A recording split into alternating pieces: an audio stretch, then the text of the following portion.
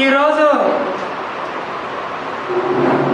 Andhra Pradesh AITC ఆధ్వర్యంలో AITC జాతీయ సమ్మేళన సమావేశాలు సెప్టెంబర్ 1, 2, 3 తారీఖులో విశాఖపట్నంలో నిర్వహించడం జరుగుతూ ఉంది.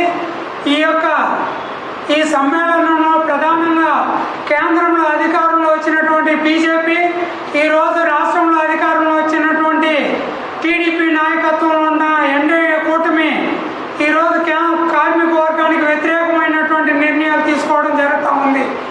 ఈరోజు కేంద్రంలో ఉన్నటువంటి బీజేపీ ప్రభుత్వం విభజన చట్టాల హామీలను ఆంధ్రప్రదేశ్, అదేవిధంగా ఈరోజు మొన్న పార్లమెంట్లో పోలవరానికి 15,000 కోట్లు కేటాయిస్తున్నామని ఆర్థిక మంత్రి ప్రకటించడం జరిగింది.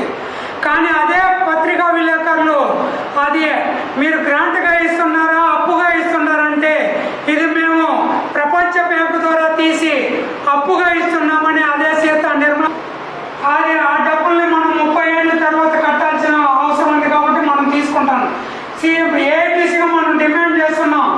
ఈరోజు విశాఖ ఉక్కు పరిశ్రమని ఈరోజు ప్రైవేటీకరణ చేయకుండా ఆపుతామని 24 కోట్లుగా తీసుకొని రావడం జరిగింది. దీన్ని మనం తీవ్రంగా వ్యతిరేకిస్తున్నాం. దీనిపైన అనేక జాతీయ స్థంభాలు కోట్లాది కార్మికులు పాల్గొన్నా కూడా ఈ బీజేపీకి బుద్ధి రాలేదు. అందువల్ల ఈ జాతీయ సమ్మెలో కార్యాచరణ రూపొందిస్తున్నాం.